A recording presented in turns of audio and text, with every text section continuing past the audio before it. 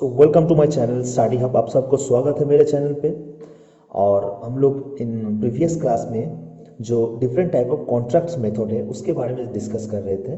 तो ऑलरेडी हम लोगों ने एक कॉन्ट्रैक्ट्स के बारे में डिस्कस कर चुके हैं जो है आइटम रेट कॉन्ट्रैक्ट। आज हम लोग देखेंगे परसेंटेज रेट कॉन्ट्रैक्ट के बारे में। ठीक है, तो परसेंटेज रेट कॉन्ट्रैक्ट एक मॉडिफिकेशन है ऑफ आइटम रेट कॉन्ट्रैक्ट, ये हम लोग बोल सकते हैं। तो इन प्रीवियस हम लोगों ने आइटम रेट कॉन्ट्रैक्ट में जो देखे हैं कि वहाँ पे एक एशोर बोल के एक शेड्यूल मेंटेन होता था। ठीक है, वहाँ जहाँ पे rates and the quantity, units and total amount ये सब कोटेड रहता था। तो बिल्कुल उसी तरह का इन परसेंटेज रेट कॉन्ट्रैक्ट में भी एक शेड्यूल मेंशन होता है जिसको इन कॉन्ट्रैक्ट्स एंड अकाउंट्स के भाषा में हम लोग बोलते हैं शेड्यूल बी।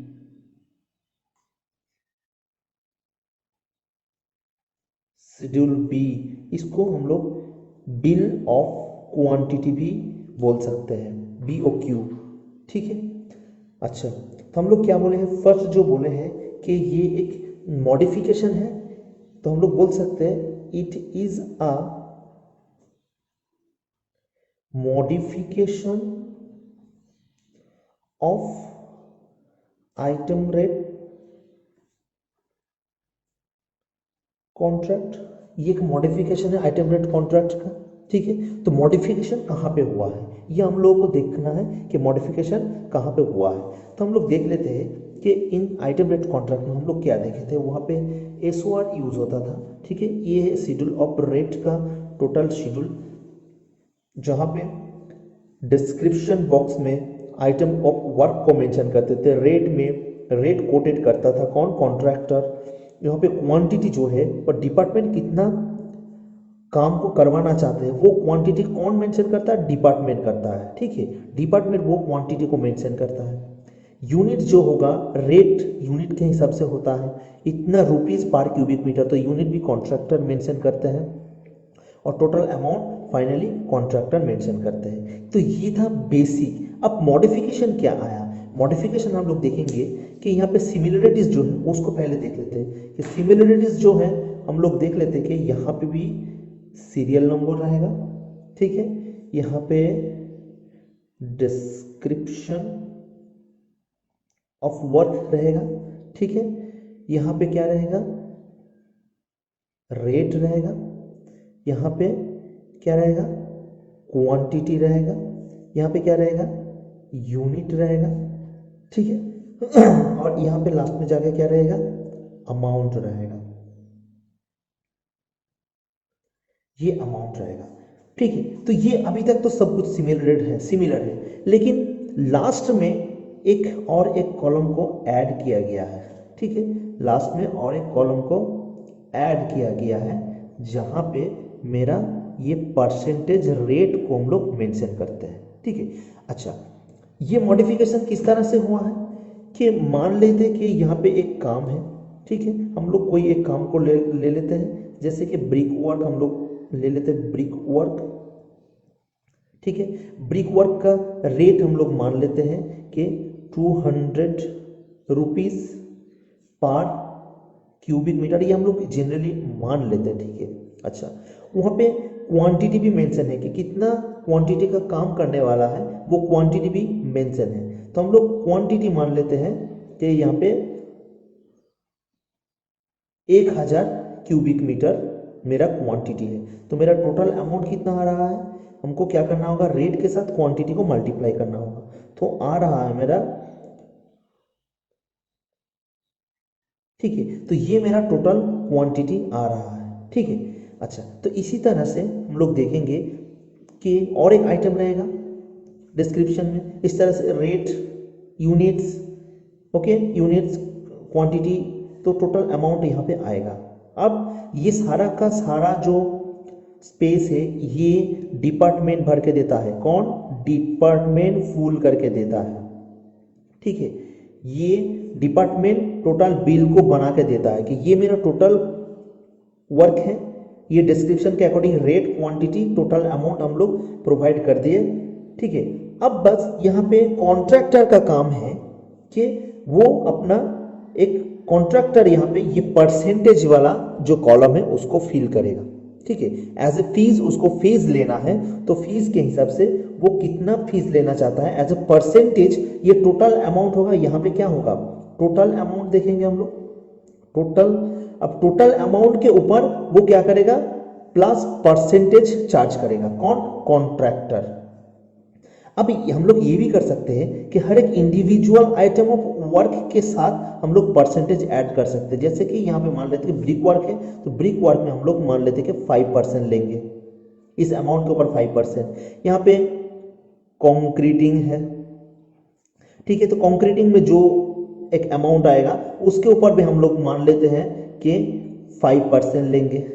इस तरह से और भी कुछ काम है तो उसके भी हम लोग ले सकते हैं 5%, या फिर डिफरेंट परसेंटेज भी ले सकते हैं। जरूरी नहीं कि सेम परसेंटेज लेना होगा, ये हम लोग डिफरेंट परसेंटेज भी ले सकते हैं for different item of work. Okay, अब ये भी हो सकता है कि through out the all item of work ये टोटल सेम परसेंटेज ही लेगा, ठीक है, तो ये भी हो सकता है। तो हम लोगों को ध्यान में रखना होगा कि हर एक आइटम वाइज वो अलग अलग परसेंटेज दे सकता है। थ्रू आउट एक single percentage will be applied for all item of work also, ये भी हो सकता है, ठीक है। तो ये है मेरा percentage rate contract. I think ये समझ में आ गया। अब यहाँ पे जो एक डिस्कस कर लेते हैं कि शेड्यूल बी हम लोग यूज किए हैं, ठीक है, क्या यूज किए हैं, शेड्यूल बी। तो यहाँ पे इन कॉन्ट्रैक्शन अकाउंट्स हम लोग देखेंगे आगे जाके कि शेड्यूल ए एक यूज होता है, शेड्यूल बी यूज होता है, शेड्यूल सी यूज होता है, ठीक है। हर एक शेड्यूल इंडिविजुअली अलग अलग पर्पस के लिए यूज होता है। ओके, शेड्यूल ए में हम लोग क्या देखेंगे, शेड्यूल ए में हम लोग देखेंगे हो सकता है कोई काम डिपार्टमेंट के द्वारा कंडक्ट हो रहा है, ठीक है। अब डिपार्टमेंट क्या, एक कॉन्ट्रैक्टर का हेल्प से कोई प्रोजेक्ट को कैरी कर रहा है, तो डिपार्टमेंट के तरफ से जो मटेरियल्स होगा, जो लेबर होगा, जो सप्लाई होगा, उसको मेंटेन करने के लिए एक शेड्यूल और अकाउंट मेंटेन होता है, वो है मेरा शेड्यूल ए, जिसमें मेंशन होता है the supplied materials, supplied materials to contractor. Contractor को हम लोग जो मटेरियल सप्लाई देते हैं, कौन, डिपार्टमेंट जो मटेरियल सप्लाई देते हैं उसको मेंशन करते हैं हम लोग एक शेड्यूल में, जिसको बोलते हैं शेड्यूल ए, ठीक है। शेड्यूल बी हम लोग देख लिए कि शेड्यूल बी में हम लोग ये BOQ मेंशन करते हैं, शेड्यूल बी में BOQ मेंशन रहता है, जो हम लोग देख चुके हैं ऑलरेडी। और शेड्यूल सी में क्या देखेंगे, शेड्यूल सी में देखेंगे कि हर एक इंडिविजुअल आइटम ऑफ वर्क के लिए वहां पे स्पेसिफिकेशन का रेफरेंस नंबर मेंशन रहता है, ठीक है। मान लेते हैं कि यहाँ पे ब्रिक वर्क है, यहाँ पे कंक्रीटिंग है, तो फिर ये इस शेड्यूल में इसका नाम देते हैं नंबर 1, तो सी में क्या रहेगा, 1 के लिए 01 बोल के एक स्पेसिफिकेशन मेंशन रहेगा। स्पेसिफिकेशन क्या, स्पेसिफिकेशन है कोई भी काम को करने के लिए जो गाइडलाइन होता है वो है स्पेसिफिकेशन। जैसे हम लोग RCC स्ट्रक्चर में डिजाइन करने के टाइम कोड का यूज किए थे, तो कोड क्या है, वहां पे क्या एक गाइडलाइन मेंशन हुआ है, तो वही हो गया एक स्पेसिफिकेशन। इन स्टील स्ट्रक्चर में हम लोग क्या किए, डिफरेंट कोड यूज किए हैं, लोड के लिए अलग कोड यूज किए हैं, स्ट्रेंथ डिजाइन करने के लिए अलग कोड यूज किए हैं, टेबल यूज किए। तो ये क्या है, हर एक इंडिविजुअल एक गाइडलाइन है, उसको हम लोग बोलते हैं स्पेसिफिकेशन। कि हम लोग मान लेते हैं कि ब्रिक वर्क करेंगे, तो ब्रिक वर्क को करने के लिए क्या क्या गाइडलाइन है, ऐसा बोल सकते हैं कि ब्रिक वर्क को आपको 1 नंबर ब्रिक को ही यूज करना होगा, ऐसा मेंशन कर सकता है। या फिर हो सकता है कि आप जो मोटर यूज करेंगे ब्रिक वर्क में वो 1:3 रेशियो का मोटर होना चाहिए, ठीक है। सीमेंट सैंड का जो रेशियो होगा वो 1:3 होगा। तो इस तरह का हम लोग स्पेसिफिकेशन में मेंशन कर देते हैं कि कौन सा आइटम ऑफ वर्क किस हिसाब से काम होगा, ठीक है। तो हम लोग स्पेसिफिकेशन के ऊपर बहुत बड़ा एक चैप्टर है, उसके ऊपर हम लोग डिटेल्स और जाके डिस्कस करेंगे। अभी हम लोग को ये याद रखना होगा कि schedule A, schedule B, schedule C, 3 schedule होता है, उसमें से परसेंटेज रेट कॉन्ट्रैक्ट में शेड्यूल बी यूज होता है। ओके, चलो अब हम लोग डिस्कस करेंगे इस परसेंटेज रेट कॉन्ट्रैक्ट का एडवांटेज एंड डिसएडवांटेज क्या होगा, ठीक है। तो हम लोग एडवांटेज एंड डिसएडवांटेज को डिस्कस कर लेते हैं।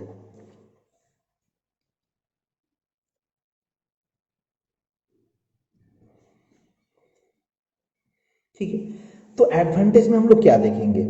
एडवांटेज में हम लोग यही देखेंगे कि इस कॉन्ट्रैक्ट में अल्टीमेटली जो शेड्यूल देखे थे, ठीक है, इस कॉन्ट्रैक्ट में जो शेड्यूल देखे थे उस शेड्यूल में एक टोटल अमाउंट यहाँ पे अगर कोटेड है, टोटल अमाउंट अगर कोटेड है तो यहाँ पे एक बेस प्राइस जो है वो मेंशन है। क्या है? एक बेस प्राइस मेंशन है। हम लोग बोल सकते हैं कि बेस प्राइस जो है, base price mentioned by department. ठीक है, एक बेस प्राइस एस्टिमेट करके, प्रिलिमिनरी एक एस्टिमेट करके वो डिपार्टमेंट क्या करते हैं? मेंशन कर देते हैं। अब उस बेस प्राइस के अकॉर्डिंग हम लोग कॉन्ट्रैक्टर क्या करता है? परसेंटेज ऐड करते हैं कि कितना परसेंटेज हमको एज ए फीस चाहिए। तो ये एक बहुत सिंपल प्रोसेस है। ठीक है, तो इसमें इम्बैलेंस होने का चांस बहुत कम है। क्लियर? इसमें क्या इम्बैलेंस होने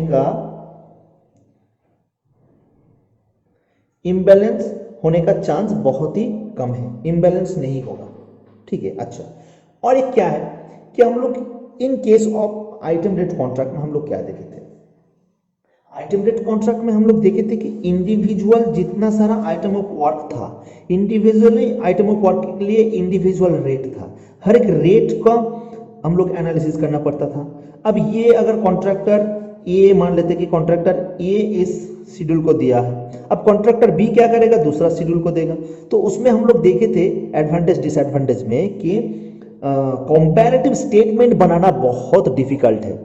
ठीक है, कंपैरेटिव स्टेटमेंट जो हम लोग एनालिसिस करके हु इज द लोएस्ट, ये सिलेक्शन करने के लिए जो कंपैरेटिव स्टेटमेंट हम लोग रेडी करते हैं वो बहुत डिफिकल्ट होता है in case of item rate contract. लेकिन इन परसेंटेज रेट कॉन्ट्रैक्ट हम लोग को यहाँ पे हर एक का इंडिविजुअल रेट क्या है उसके बारे में देखना जरूरत नहीं है, क्योंकि ये ऑलरेडी डिपार्टमेंट प्रोवाइड करते हैं। लास्ट में हम लोग क्या परसेंटेज कॉन्ट्रैक्ट क्या परसेंटेज प्रोवाइड कर रहा है उसको जजमेंट करना जरूरी है। ठीक है, तो कॉन्ट्रैक्टर ए, कॉन्ट्रैक्टर बी, कॉन्ट्रैक्टर सी, हर एक क्या करेगा? इंडिविजुअल परसेंटेज देगा। मान लेंगे ये 5% दिया, ये 4% दिया, ये 5.5% दिया, तो इसमें से हम लोग इजीली आइडेंटिफाई कर पा रहे हैं कि कॉन्ट्रैक्ट सी जो है, कॉन्ट्रैक्टर बी जो है, ये सबसे लोएस्ट है। ठीक है, तो इसको हम लोग सिलेक्ट कर सकते हैं। तो ये हो गया कंपैरेटिव स्टेटमेंट क्रिएट करना। तो इन दिस प्रोसेस क्या हो रहा है कि comparative statement is very easy. Okay, तो ये एक एडवांटेज में जाता है। ओके, अगर यहाँ पे हर एक इंडिविजुअल कॉन्ट्रैक्टर आइटम वाइज अपना परसेंटेज देता है, तो एक सिंगल आइटम ऑफ वर्क मान लेते हैं ब्रिक वर्क,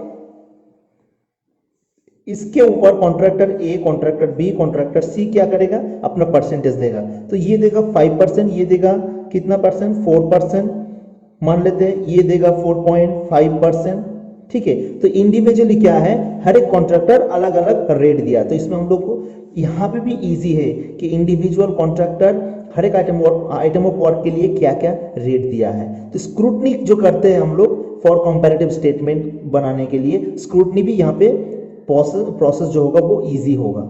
ठीक है, तो दीज आर द एडवांटेज। तो यहाँ पे हम लोग पहले देखे थे कि इम्बैलेंस होने का चांसेस कम है।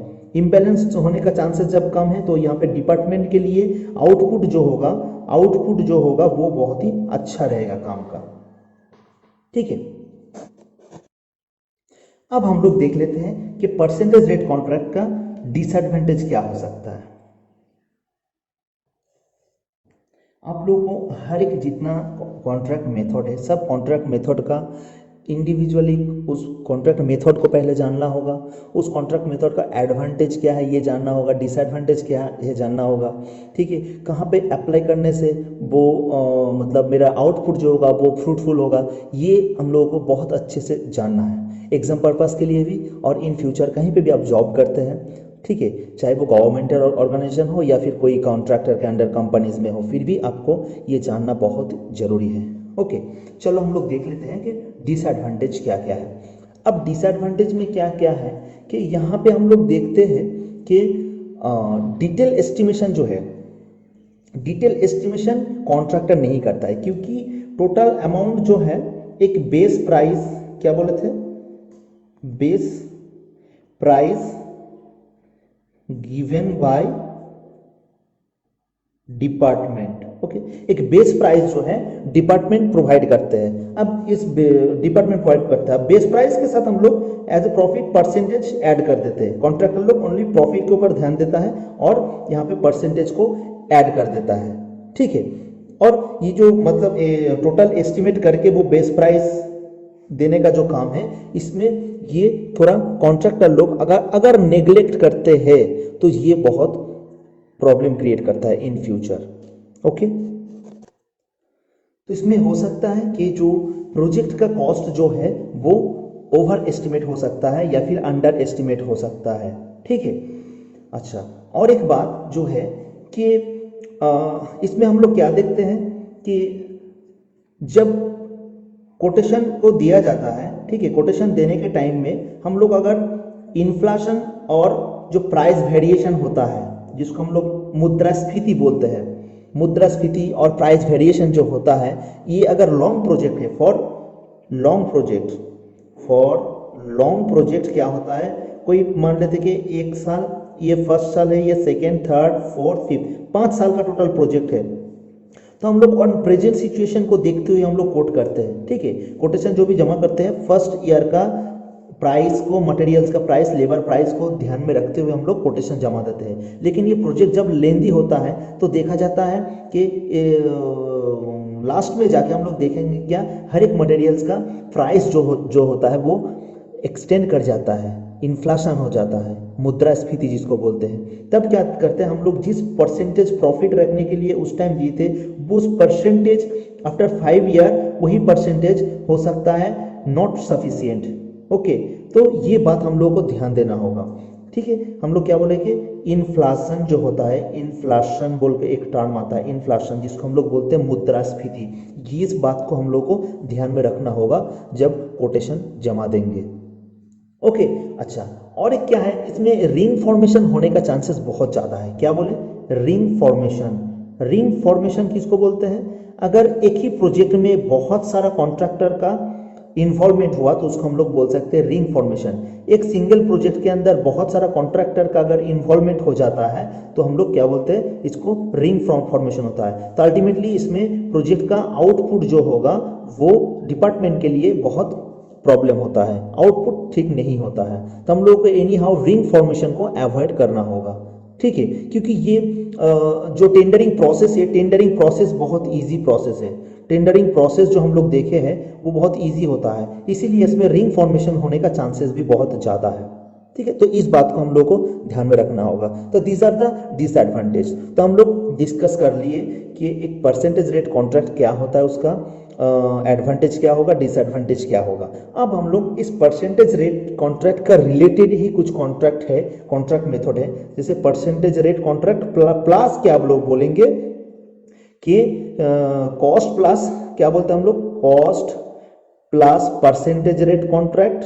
मतलब इसमें कॉस्ट जो होगा original cost plus percentage extra fee add करके अब एक कॉन्ट्रैक्ट मेथड हम लोग देखेंगे।